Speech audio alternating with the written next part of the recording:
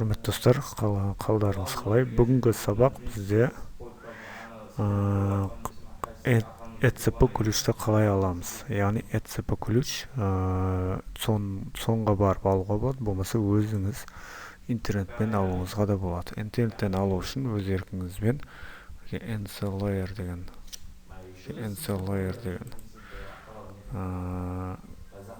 сайтқа кіреміз. pki.gov.kz деген сайт мінеке. Сол сайтқа кірген кезде мына жерде услуги деген болады. Услуганы басамыз и получить ключ ECP деген басамыз.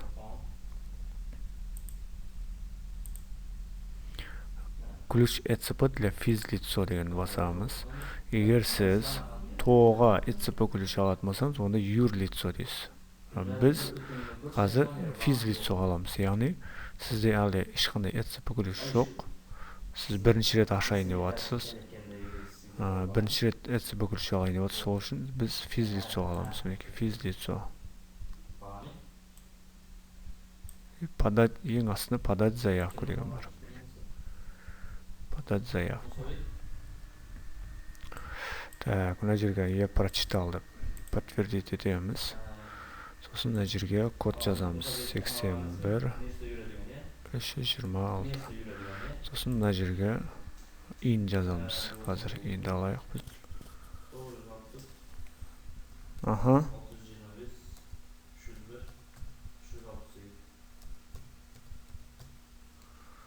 Так, мінекей проверить ин шықты. Сайт ислам дейді. Так, Чимкентте тұрасыз ғой? Чимкентке жатады ғой?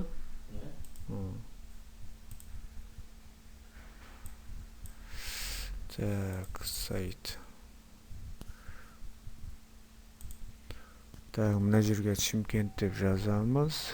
Мына жаққа хранилище. Бұл компьютерде біз сақтайтын жерді жазамыз. Мінеке персональный компьютер. Персональный компьютер. Сосын путь хранилище. Мына жерде путь хранилище. Папка ашамыз қазір. Папка ашамыз. Рабочий кабинет. Жақтан сайт ECP деп папка ашамыз.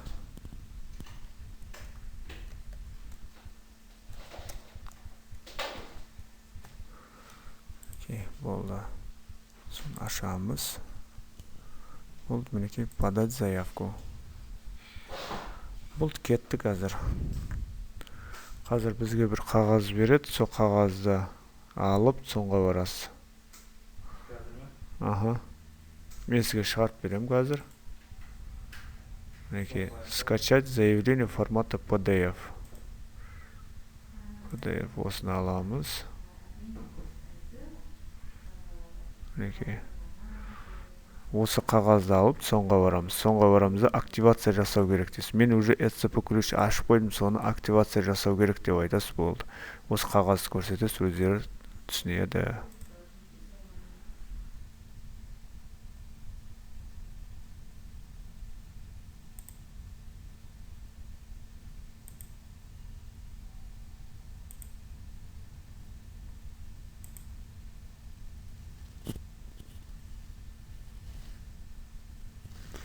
Біз енді мұнаны соңға барып активация жасап келдік. Енді қайтадан NCLayer-ны кіреміз. Услуга деген басқан кезде бізден статус поданы заявка деген статусын көреміз. Статус поданы заявка деген басамыз. Енді мұна жерге номерін жазамыз. Яғни бізге берілген қағаздың уникальный номер заявки деген бар. Уникальный номер заявки. Соны тереміз. 21 826 056 19 05 25 іздеу дейді. Так, мінекей.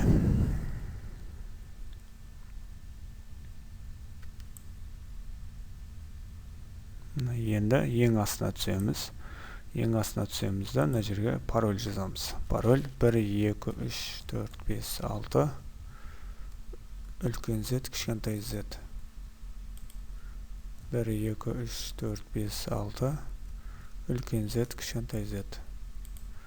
Сертификаттарды жүктеу деген басамыз. По указанному пути отсутствует файл предназначен.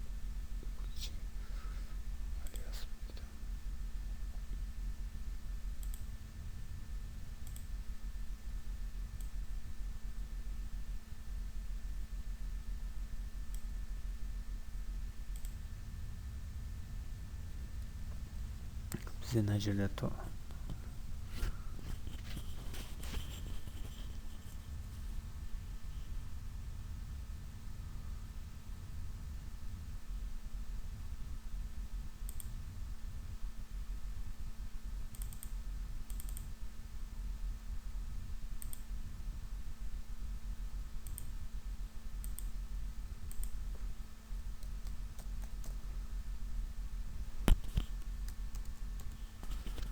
осыны теріп, осыны 1, 2, 3, 4, 5, 6 деп теріп, пароль тергеннен кейін негізі мына сертификатты жүктеу дегеннен кейін негізі жүктеледі. Өйткені біз қазір уже жаңа жүктеп қойғанбыз, уже ол біз алып қойдық уже.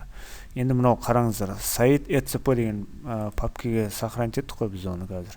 Рабочий столда қазір, рабочий столда сайт ECP деген. Тауылайық, мінекей бізде мына жерде тұр. Ашып көреміз оны.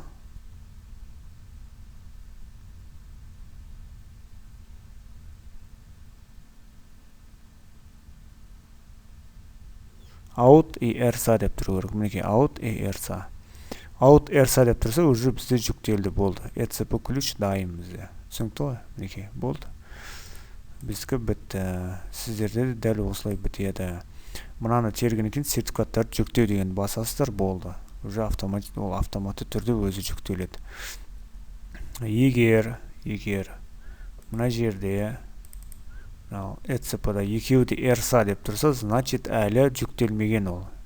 Екеуі де ERSA деп тұрса, біреу out, одан кейін ERSA деп тұрса, онда жүктелген, бәрі нормально деген сөз.